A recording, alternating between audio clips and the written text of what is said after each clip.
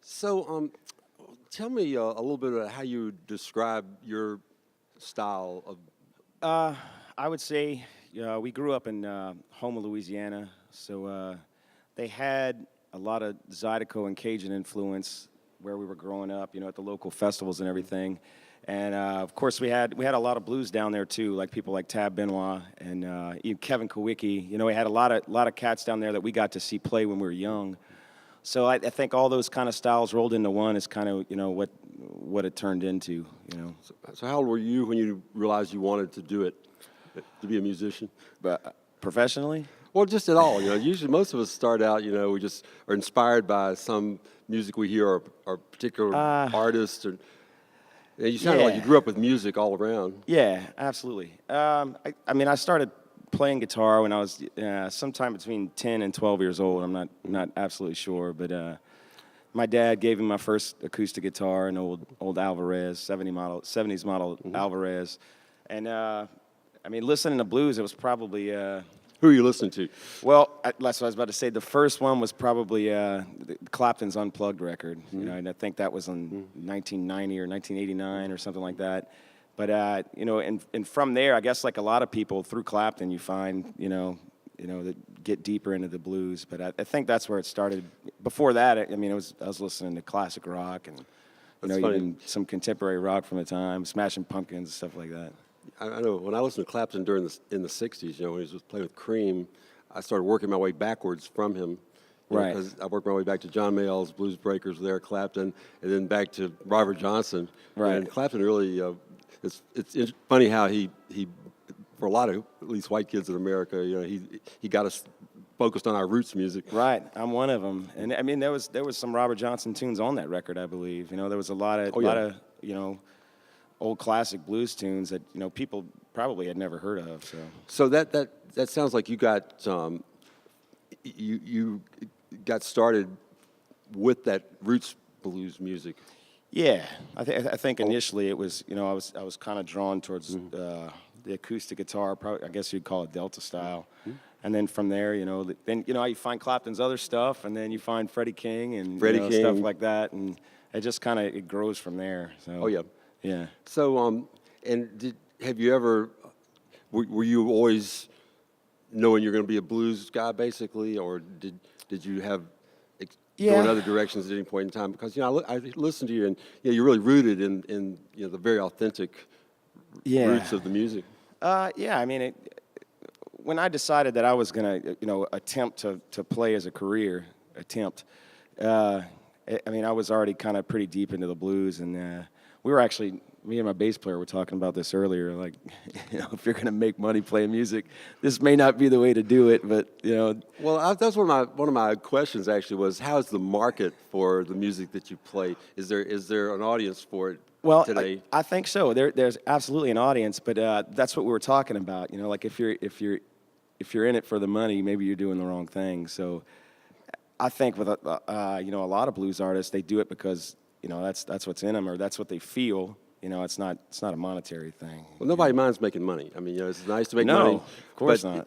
I think if you're right. If you're doing it just for the money, you're not really motivated for the best reason. Find a different genre. And I think obviously you're very accomplished, and you have an audience, I'm sure. We do okay. We do okay. We move around the country a lot and try to stay on tour as often as possible. And, just try to get out there and work and, bring our music to people and hopefully they enjoy it. And how does the internet work with you? Do you find you connect with people that I think it's a very like your music through the internet? Useful tool.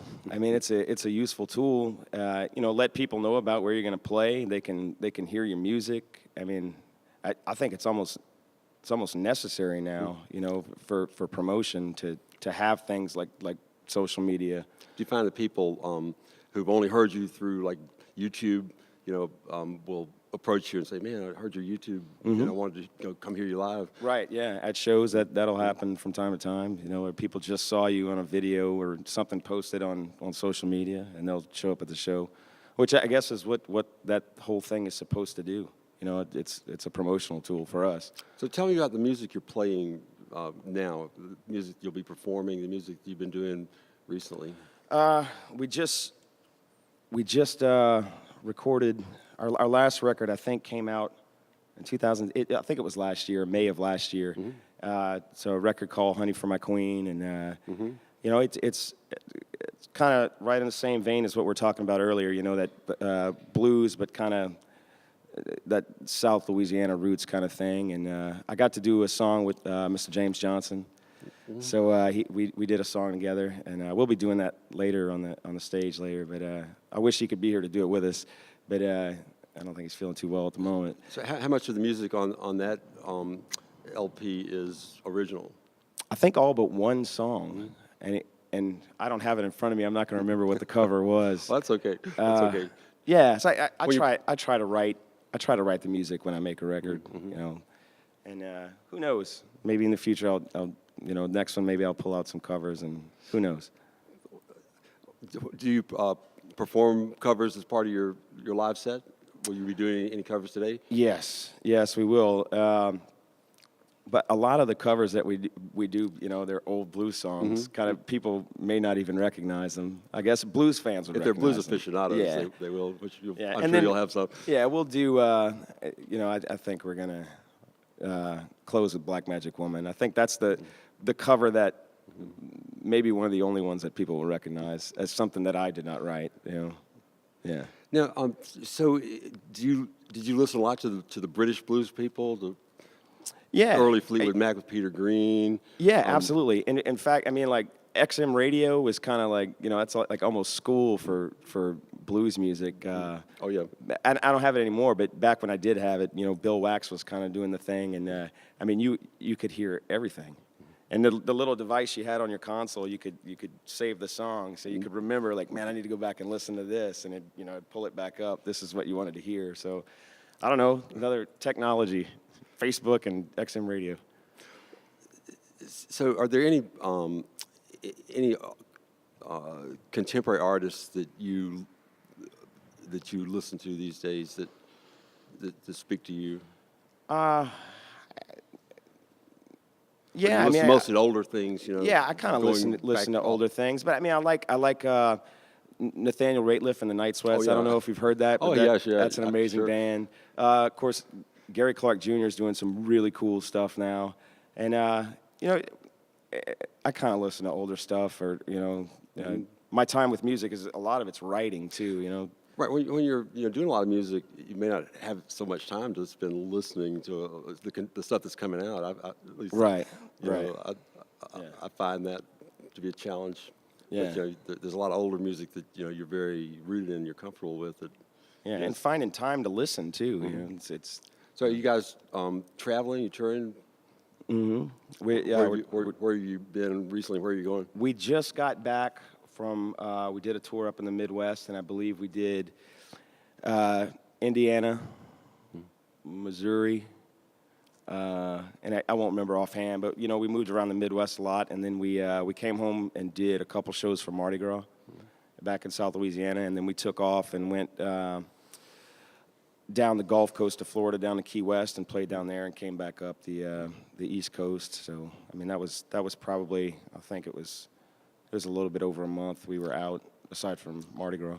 Are you guys based in New Orleans now, or I actually live in French Settlement, which is Yeah. you know, like right north of Gonzales, I believe. Right, it's close by here. But I grew up in Homa, and you know. So when you're not touring, you're home in French Settlement. Settlement.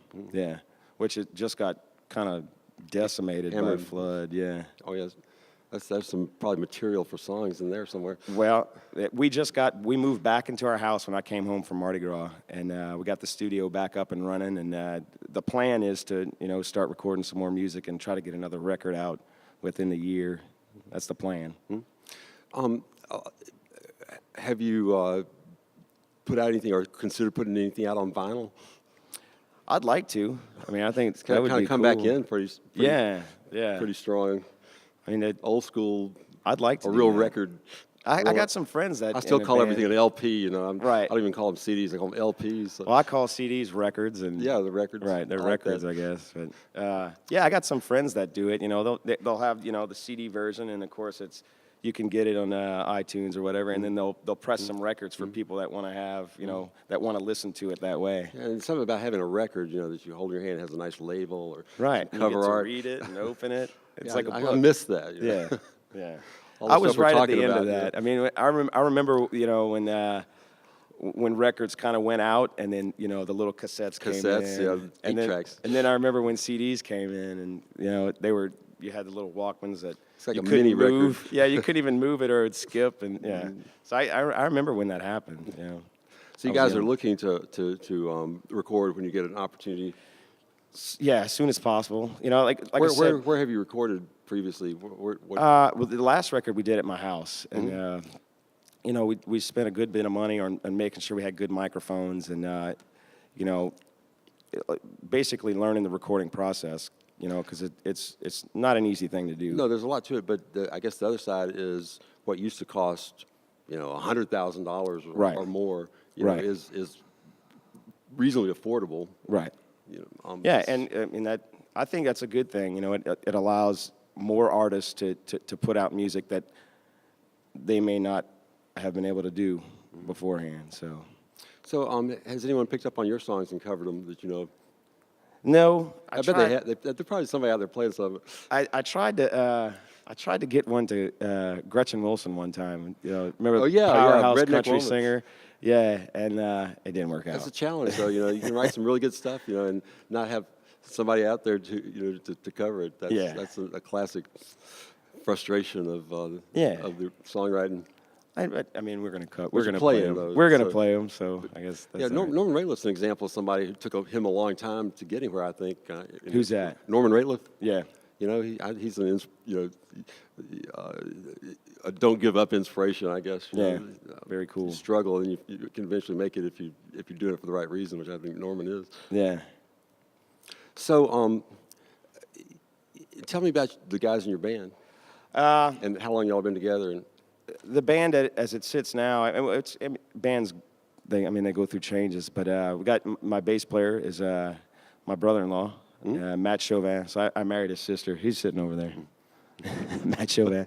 And then we got Terry Cherami on drums, and right now we have Ryan Bazeron on keys, and he's from the Houma area, from Chauvin, Louisiana. people And, you've known for a long time playing with you, or I mean, people from that area, I guess it's like anywhere. Mostly people from you're your- so close, the music community is so tight. It's like when, hey, we need a keyboard player, and you just grab somebody from home, and they're great. And then we got on harp, we got Clay White, who is from Russellville, Kentucky, and we met him when we lived up in Nashville. We had moved up there for, I think we did 2 years at a club on Printers Alley in Nashville.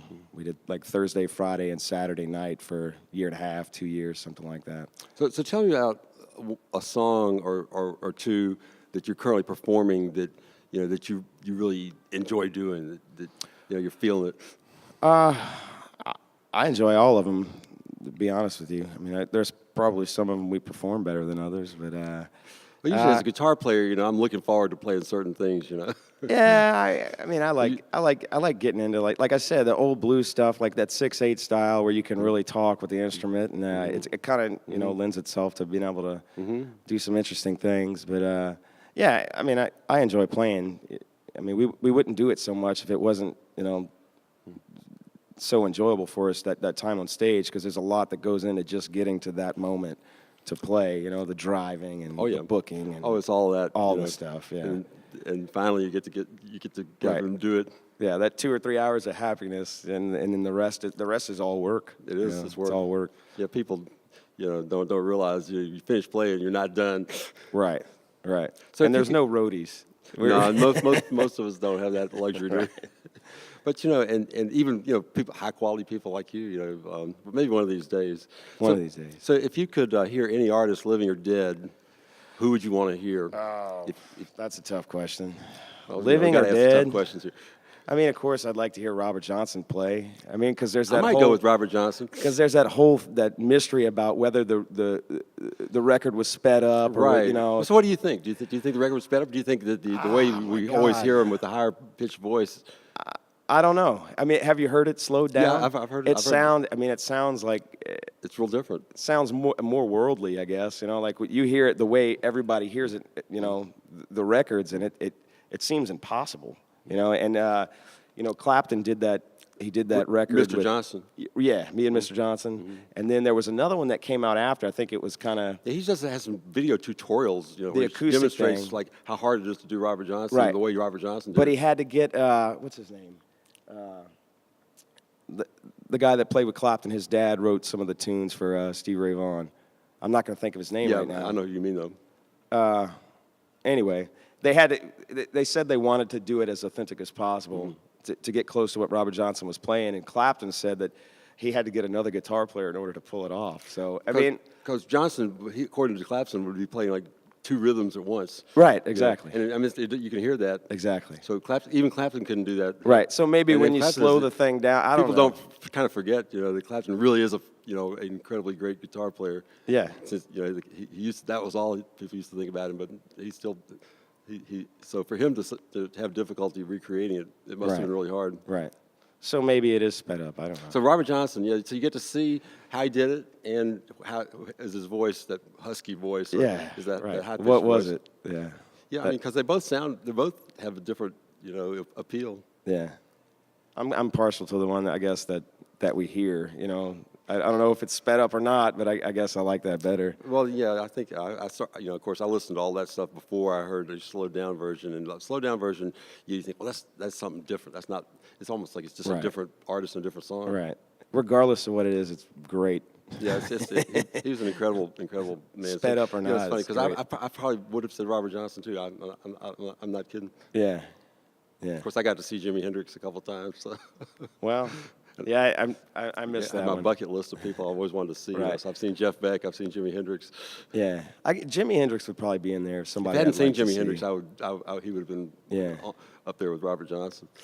I mean, there's so many. Oh, yeah, there are. You could talk about that for hours. Yeah, just you know, the sound of a guitar is a wonderful thing, Yeah. and it can be done so many ways. Yeah. So, what would be your ideal in 5 years? Most of us don't think that far ahead necessarily, but what would you like to be? Goals. I mean, as long as we can keep doing what we're doing, you know, like traveling around the country and making music and making records, I think if we can keep steam on that and just keep going. I mean, that's good for Just me. take it one step And at a time. you know, of course, I hope that it grows and you know, there's more people at shows and bigger venues. But you know, of course, I hope that. But if we can just you know, stick at what we're doing and. Well, I think, you know, from my standpoint, that's realistic. But you know, I have friends that you know, I've known for a long time and played back in the day, and I got a day job, you know, so I didn't have to support myself with music. But my friends who did, a lot of them are not, you know, haven't not as done as well as you have, and they're my age, you know. Right. But you know, I think about them, and I think, well, I don't feel bad for those guys because they've been playing music the whole time, man. Right. You know, and in some cases, things have worked out for them after all that time. You know. Right. So yeah, so just playing music is your love, I guess, and. Yeah, yeah, and playing live in particular. I mean, I like recording records. That's fun, but there's nothing like It's different, though. Getting in front of people and you know, live energy. I think that's where it's at for me. Good deal. How are we doing for time, Brian? Are we up to time? Okay. Well, listen. Anything else you'd like to share, just on any subject or? Just that we're happy to be here today. You know, I appreciate it, especially because you know we live real close to here. Baton Rouge has kind of come. You know, I don't want to say it's my hometown, but it's my second hometown for sure. And you know, we're glad to be here today, and the lineup's great, and we're just happy to be a part of it. So. Yeah. Well, I mean, you know, you're playing here, so you're doing all right. We're doing okay. Good deal, Josh. Great Thank talking to you, you so man. much, Thanks. I man. look forward to your show. Thank you so much. Thanks, guys.